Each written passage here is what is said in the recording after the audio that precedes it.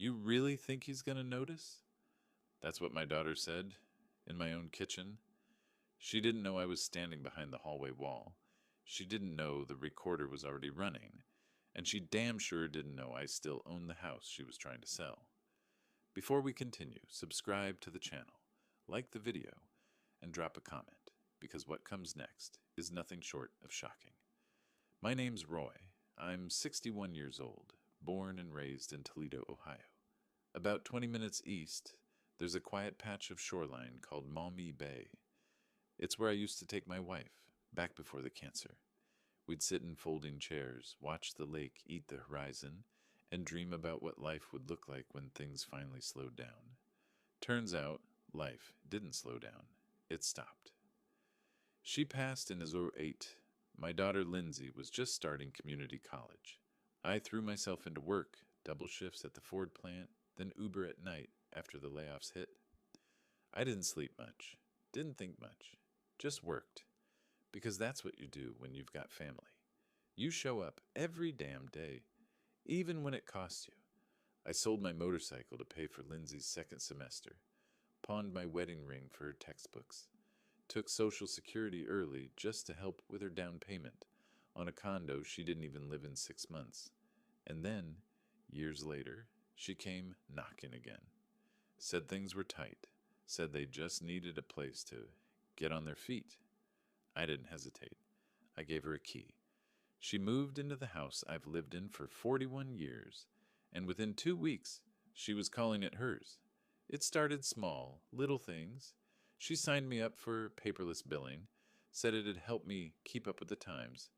Then one morning, I noticed a $720 charge at Walmart, a Samsung 65 LED TV. My TV was a 32 Panasonic from 2004. Volume button busted and all. I asked her about it. She laughed. Oh, must have been a card mix-up, Dad. Don't worry, I'll handle it. She never did. I never saw that money again. A week later, my internet speed mysteriously upgraded. Then the thermostat got locked to 72 degrees, passcode protected.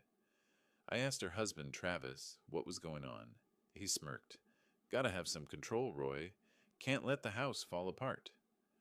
The house I paid off in 1997, the house I built that back deck on with my own hands. I kept my mouth shut. I'm not the yelling type. I believe in waiting, watching, and keeping records. So I started keeping receipts, took pictures of every statement, created a burner email account, and subscribed to every service I used: power, gas, water, credit union. Made sure the statements went to me, not to Lindsay. And that's when I saw it. An outgoing wire transfer for 14 beat was $9.50, labeled as a closing prep escrow account. That's when my stomach turned.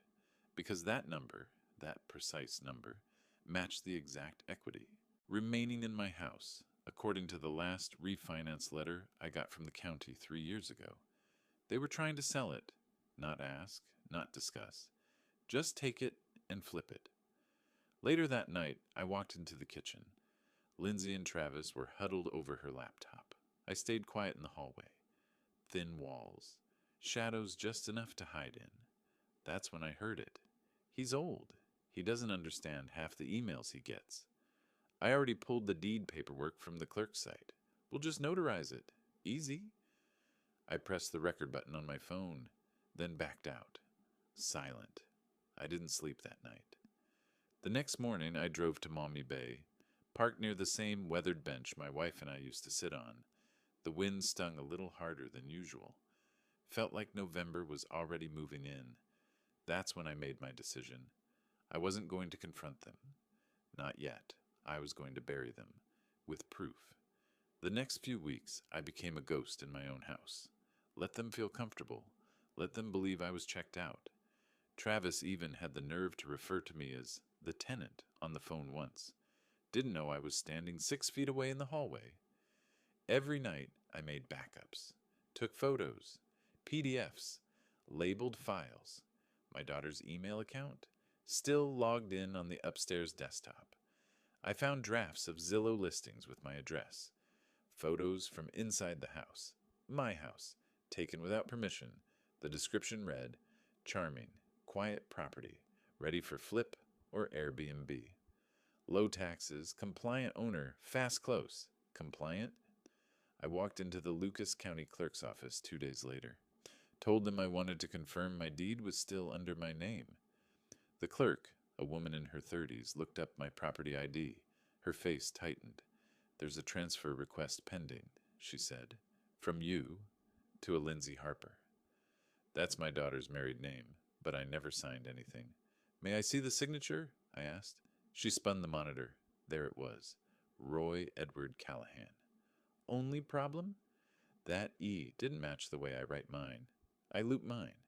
That one was a sharp cut. I asked her to print a copy. She did. I took it home and laid it next to my DMV signature from last year's license renewal. The difference was obvious, and now I had evidence. Still, I waited. One more thing didn't add up. Where were they getting the money? They didn't have jobs, at least not stable ones. Travis did odd handyman gigs, and Lindsay ran some dropshipping thing that burned out after 6 months. So how did they afford that wire transfer? Then I found it, on my credit report. A loan taken out in my name. $25,000, co-signed digitally with my social security number. Someone had submitted my Medicare card as secondary ID. The signature? Forged. Again. That night, I stared at the ceiling fan for 5 hours. My blood didn't boil. It froze. I realized this wasn't just betrayal. This was identity theft. Elder abuse. Federal. But I still said nothing. Because once you light a match, you can't unburn a house. And I wanted to make sure when it burned, they were still standing inside. The next week was a masterclass in restraint. I smiled when I had to, laughed when Travis made one of his dumb jokes, pretended not to notice when he parked his new Dodge Charger in my driveway, right where my old Ford used to sit before they boxed it in with yard junk. I could smell the fresh paint on that Charger every time I passed it, sweat and new leather. It was shiny, gleaming in the sun like it was there to mock me, to remind me how far they'd gone, how far they were willing to take it. But I kept my mouth shut. They'd started leaving me out of things completely. Locked the basement where I kept my tools, disconnected my old landline, started whispering when I walked into rooms, like I was some fragile relic waiting to crack. But fragile? They had no idea. Each morning I'd drag myself out of bed, stare at the same cracked tile in the kitchen floor, the one that always caught the light just right, making it look like it had been broken for years. Sometimes I thought about fixing it, but now it felt like a reminder that the house wasn't just where I lived. It was where I'd been buried while they built their dreams. The humiliation reached a new level on Sunday. They threw a cookout. Not a small one, a full-on backyard party. Grills, speakers, folding chairs, the whole nine. I wasn't invited. I came outside and saw a woman from down the street giving a tour to someone. She said, "Oh, and the old man, he's just part of the package." They all laughed. Loud, the kind of laughter that cuts through you, sharp and high-pitched like glass breaking. I stood there with a paper plate in my hand, hamburger still frozen. No one looked at me. I could hear the sizzle of meat on the grill, the sound of a cold beer opening, the laughter rising and falling like waves. But not for me. No, they'd left me behind, standing on the sidelines of my own life. I went back inside, closed the door softly, pulled out my small Canon camera. The lens clicked softly as I zoomed in on the backyard, and then I began filming the party through the blinds. They never suspected, never saw the tiny red light blink in the corner of the camera lens, because what they didn't know was that this house had 4 security cameras. 2 were still active. One of them caught audio. The night stretched on, and I sat in my chair, watching through the viewfinder, hearing every word. The world felt muffled like I was behind glass, just watching it all unfold. My family, my blood, treating me like I didn't exist. Later that night, I reviewed the footage, clear as day. We're going to list it for $189K, close in 30, then we're gone. You think he'll find out? He's too old to care. Just let him sit on the porch with his little TV. That did it. That broke something in me. A year of silence. A year of swallowing every little jab. Of keeping my eyes down when they pushed, when they laughed. I got on the phone the next morning. First call? Tim Landry, the bank manager at First Metro. Used to be my shortstop when I coached Little League. Tim, I said, my voice low, I need a favor. He didn't ask questions. He never did. He just said, come in at 3. I'll keep it off record. I showed up in a plain flannel, the fabric stiff, like I hadn't worn anything that wasn't a work shirt in a while. Tim printed 3 months' worth of statements. A second loan had been taken out, this time for $11,500. Purpose line, home improvements. The words burned. I wanted to tear the paper, crumple it, make it disappear. But instead, I just nodded, gripped the edge of the desk, and walked out of the bank with the copies in my coat. But that wasn't the best part. On the 3rd page, under Authorized User, was Travis's full name, birth date, cell number. He'd added himself to my account. Illegally. I sat in the truck for a long time, staring at that paper.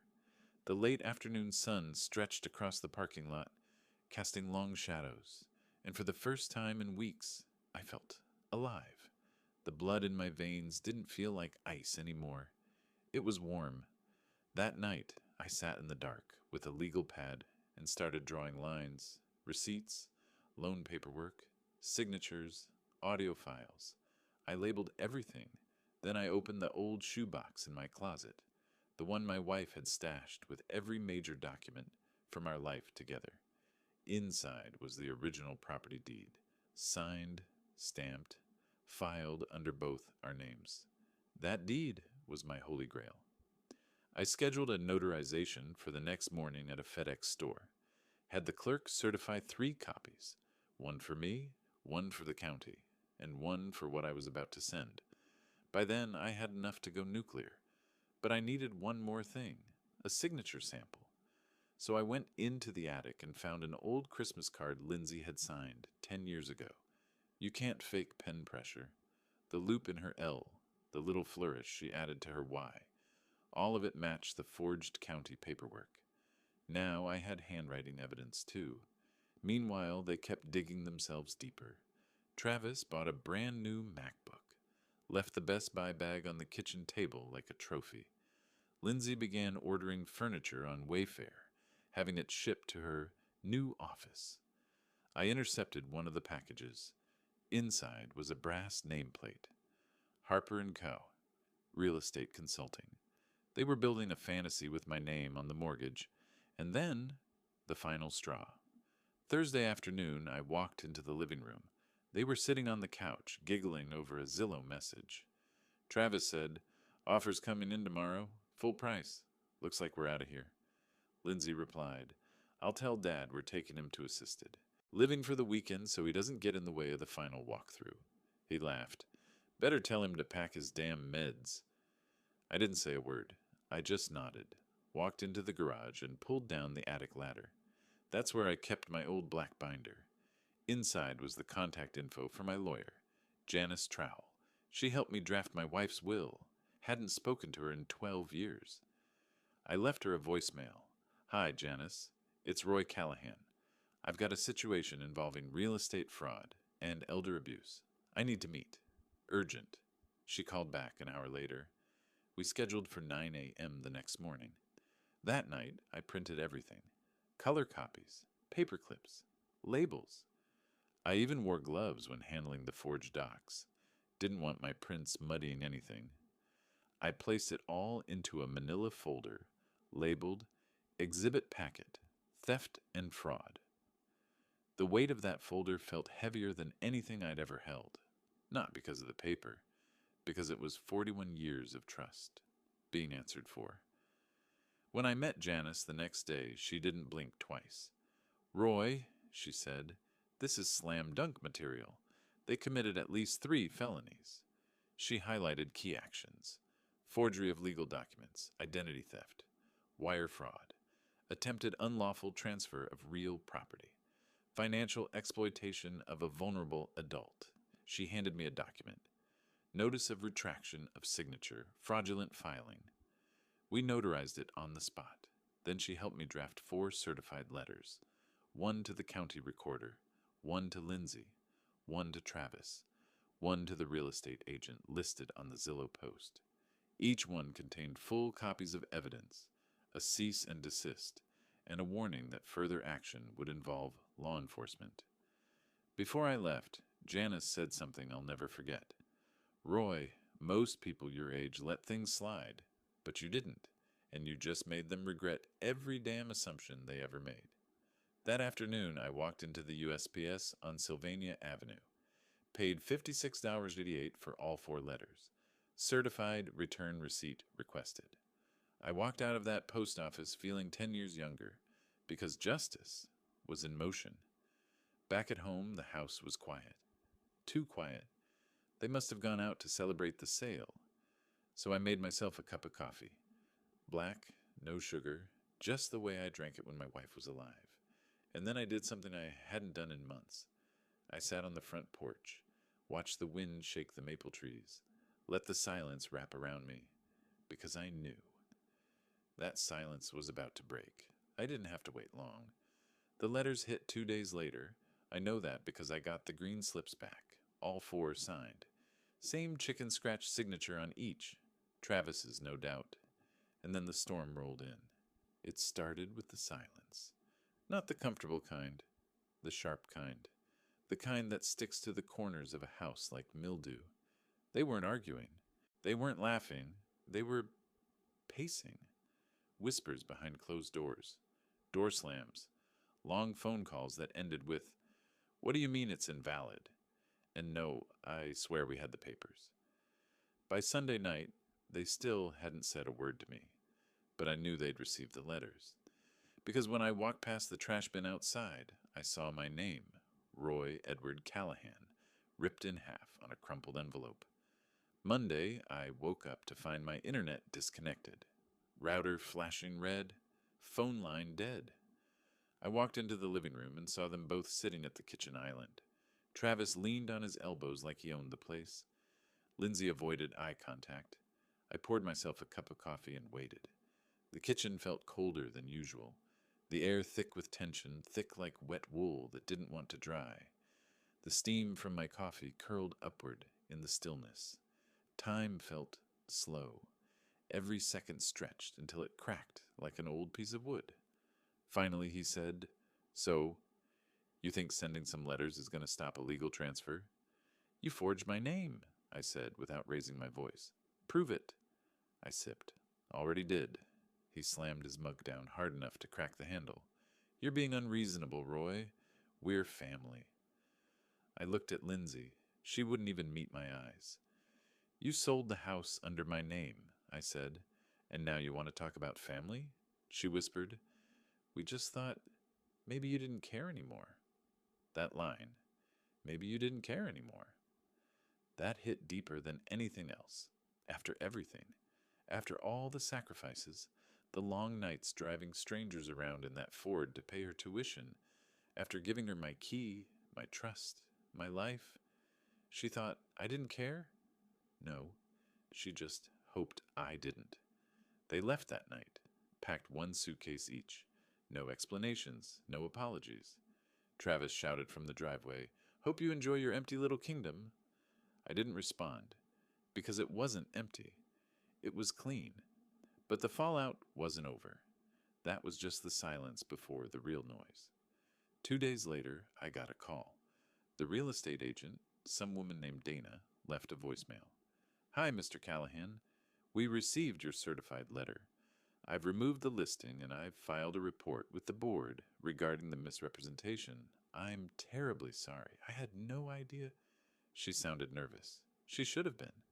I'd included the audio file in her envelope, the one where Travis said, "Let's just say he's not mentally all there anymore." That line alone, defamation, especially since my doctor's report was stapled to the back of the packet. Cognitive exam, 100%. Physical, mild arthritis, otherwise fully independent. They tried to paint me senile. Instead, they painted themselves into a legal corner. But that wasn't the worst of it. The worst was what I found 2 days after that. I went to grab a screwdriver from the garage. Noticed my tool cabinet had been shifted. When I moved it aside, a brown envelope fell behind it. No markings, just sealed. Inside, a copy of my Social Security card, my Medicare ID, my tax return from 2021, and a post-it with a phone number written in Travis's handwriting. I called the number. A man answered, "This is Carl from First Cap Lending." I said I was following up on a previous loan inquiry. He asked, "Is this Roy Callahan?" I said yes. He started rattling off terms for a third loan, one I never took. I hung up, hands shaking. There it was. Clear intent to repeat the scam. The next one was already queued up. They'd planned to milk me dry. I called Janice, my lawyer. We filed for a temporary restraining order within 48 hours, and we flagged my credit with all 3 bureaus. But Janice said something else. "Roy, if they've used any of this info already, we need to report it to the feds. Elder fraud is taken seriously now." So we did. We filed with the FTC, IRS, and the Ohio Attorney General's office. It was no longer just a family dispute. It was a case. Then came the final twist. Lindsay called me. First time in weeks. She sounded small, panicked, cornered. "Dad, I didn't know Travis was going to take it that far. I just wanted a place to start over." I didn't say anything. He told me we were just borrowing, that we'd pay it back. "You forged my name." I was scared. He said if I didn't help, he'd leave me. "And if I hadn't helped you, where would you be?" Silence. "I never wanted to hurt you," she said, choking back tears. I believed her. That's the worst part. She didn't want to hurt me. She just didn't care enough not to. After the call, I walked to the kitchen drawer, pulled out an old photo. Lindsay in kindergarten, missing 2 front teeth, holding a construction paper card that said, "Best daddy ever." I folded it shut, put it in a shoebox, closed the lid. That's where it would stay now. Memories, not weapons. I wasn't done yet, though, because there was still one loose thread. The loans. Janice told me we could pursue criminal charges, or civil. I picked civil. Why? Because pain fades. But debt? Debt sticks. We filed a lawsuit for damages, emotional distress, fraudulent debt, illegal use of protected information, breach of fiduciary trust. And because I had documents, not guesses, our case was airtight. But the kicker? We filed the lawsuit on her birthday. Certified mail. Again. Happy 35th. The certified letter hit her mailbox at 11:42 a.m. I know that because I was sitting in my truck down the street when the USPS van pulled up. I watched the carrier get the signature, watched Lindsay open it on the porch, saw the panic crawl across her face like a stain. Her hands trembled, pulling the envelope open, her fingers shaking as she flipped through the pages. I could see the crease between her brows as she tried to make sense of the contents. The letters, the proof, everything was in there. I saw her shoulders sag as the words hit. She dropped to the stoop, phone in hand, her thumbs scrolling through pages frantically, probably searching for a way out. But this time, there wasn't one. 3 days later, I got a knock at the door. It wasn't them. It was a man in a charcoal suit, tie clipped, folder in hand. His shoes tapped on the porch as he walked up. His face was stern, businesslike, but something in his eyes told me this was more than just routine. "Mr. Callahan?" I nodded, a slight tilt of my head. My hands were steady, my mind clearer than it had been in months. "I'm with the Office of Elder Rights, Ohio AG Division. We've reviewed your filing. You've got a textbook case." He opened the folder. Inside, a summary of the fraudulent accounts, audio transcript excerpts, certified deed copies, my notarized affidavit.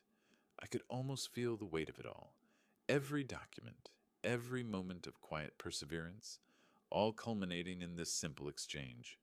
He looked up, his face softening just a fraction. "You're not just getting your house back, sir. You're setting a precedent." His words hit like a wave of cold water, but there was no shock, just the slow, inevitable push of everything falling into place. I didn't say anything. I just nodded. I didn't need to say more.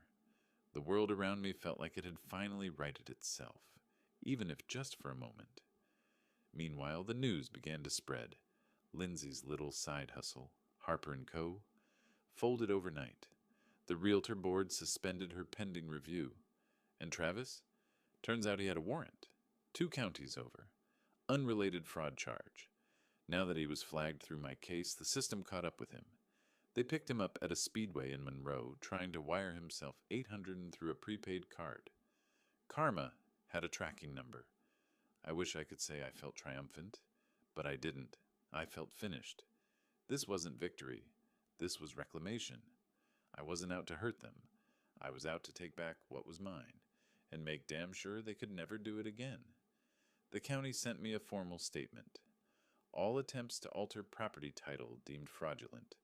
Roy E. Callahan declared sole legal owner. I printed it, framed it, hung it above the mantel where my wedding photo used to sit. A reminder, people may leave. But your name? That's what lasts, if you fight for it. Then came the court date. Small claims, civil suit. Downtown courthouse. Room 212.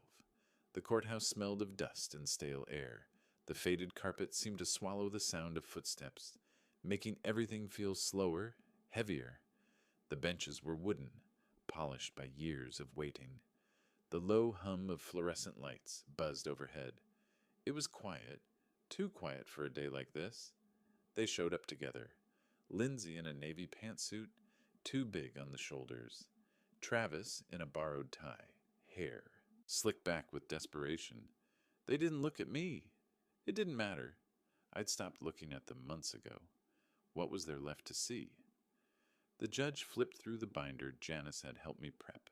After 10 minutes, he looked up and said, "Mr. Callahan, this is the cleanest case of intrafamily fraud I've seen in 10 years. He banged the gavel. Judgment. $36,000 in damages, plus court costs. 30 days to pay or face garnishment. No appeal, just silence. Outside the courtroom, Lindsay stopped me. Eyes red, voice brittle. I never thought it would come to this.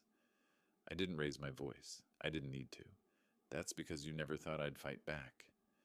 She reached out to touch my hand. I stepped back, a step that felt like a mile. This is the part where I walk away, not because I'm weak, but because I'm finally strong enough to stop chasing people who'd sell me out for a used car and an online storefront. Back at the house, I unlocked the front door slowly. Quiet again. Not the heavy silence from before. This was different. Clean. Light. I walked into the kitchen, unplugged the baby monitor they'd installed to check on me, tossed it in the trash. Then I opened the drawer where they'd kept my mail hidden. Inside were dozens of letters I hadn't seen in months. Rebate checks, birthday cards from old friends, a voucher from the VA for a hearing test, and one envelope from my wife's old estate attorney. Inside was a document I didn't expect, a note she'd written before she passed, sealed and marked, to Roy, in case things get hard. I sat at the kitchen table and opened it. Roy, if you're reading this, it means something's gone wrong. You always carried the weight so quietly, always chose peace over power. But I need you to remember something. You are not disposable. You are not weak. And if someone ever tries to steal your peace, I hope you remember this house was built by your hands. It is your castle. Defend it. I folded the letter and held it close. Then I poured a bourbon. Neat. And I toasted the damn silence. The revenge wasn't flashy. No yelling, no cops dragging anyone away in cuffs. But the power shift? That was cinematic. I didn't scream. I sent certified mail. I didn't threaten. I highlighted signatures. I didn't raise a hand. I raised evidence. They thought I was too old to care. But I was just old enough to wait, old enough to document, old enough to win. And in the end, it wasn't about the house, or the money, or even the humiliation. It was about something simpler. They forgot who I was. So I reminded them, on paper, in court, and with every damn receipt. The dust had settled, not just on the case, but on my life. And though the settlement money would come in a few weeks, the real battle was over. It was done. But that didn't mean the damage was erased. I spent the next few days getting used to the silence. The kind of quiet that you only feel once a storm has passed, leaving behind the wreckage you didn't even realize you were drowning in. I didn't turn on the TV for days. I didn't need to hear the noise. I just needed to breathe. But something lingered. The house was too big for me now. What used to be full of the hustle and bustle of family was now just space. Empty walls, long hallways that echoed my footsteps. The kitchen, unused. The TV room, empty. It was still my home, but it didn't feel like it anymore. Lindsay and Travis's presence had stretched every corner with their weight, their manipulations, their greed. I needed to move forward. But what the hell did that look like? It started with the small things. I replaced the curtains in the living room, bought new pots and pans, refused to keep the photo albums they'd left behind. It was a slow rebuild, a reclamation of not just property, but my life. I wasn't who they thought I was. Then one afternoon I took a drive. No particular destination, just the open road. Windows cracked, breeze in my hair. There was something about the familiar motion, the steady hum of the tires on the asphalt, that calmed me. I drove through the outskirts of Toledo, past the steel plants, the old city blocks where I used to work. It was a quiet reminder of who I was before everything changed, and who I still was. I ended up at Maumee Bay again, the place my wife and I had spent hours talking about life, love, and the future we would never see. I parked the truck and sat in the cab for a while, staring out at the lake. The same stretch of water, the same steady rhythm of waves meeting land, and yet it felt different. I wasn't angry anymore, not like I had been when I first discovered the betrayal. I wasn't bitter, not like I had been when I realized just how deep their greed ran. I pulled out my phone and looked at the picture Lindsay had sent me a lifetime ago. Her in a Christmas sweater, her smile too big for her face, and the note she wrote, "Best daddy ever." I hadn't thought about that in years. The letter I had found from my wife in the shoebox still sat on my kitchen counter. But today, it didn't sting. It didn't hurt to read her words. Instead, I realized what it meant, what she had meant. I had to forgive, not because they deserved it, but because I did. The drive back was slow. I passed the old streets again, the ones that once felt like prison, but now seemed like roads leading to freedom. Every mile marker was a reminder I was still here, and I was still standing. Later that night, I sat on the front porch again, the air cool, crisp, with the faint smell of rain in the distance. I thought about the future. What now? The world had moved on, and so had I. But there was something left to do. I opened my laptop, started searching for small properties. Nothing big, just a place far enough from the past. A fresh start. I wanted a house, yes, but it had to be something different. Something small, where I could rebuild quietly, without the weight of a history that didn't belong to me anymore. The next few weeks passed in that same quiet rhythm. The property came through. It was nothing fancy, just a cottage on the edge of town overlooking a small pond. It was just what I needed. Then one morning I got an unexpected call. It was from the court. The restitution check had cleared. It was a sum, a large sum, but it wasn't the money that mattered. It was the finality, the closure. I knew they'd never apologize. They didn't have to. The damage was done, and their downfall was complete. But as I stared out the kitchen window of my new place, overlooking the pond, I realized something. I didn't need their apologies. I didn't need them to admit what they did, because I already knew. And I had my own peace now, not in the form of revenge, but in the form of knowing they couldn't take anything from me anymore. I sat down at the kitchen table with my coffee, looked at the empty seat across from me. There was no one to fill it, but that was okay. If you've been wronged by family, if you've been overlooked or used, manipulated for your time, your love, your money, It's not too late to reclaim your peace. It's not too late to start over. And it's certainly never too late to stand your ground. Because in the end, they thought you were too old to care. But you, just like me, were waiting for the right moment. If this story struck a chord, hit like, subscribe, and tell me what you think in the comments.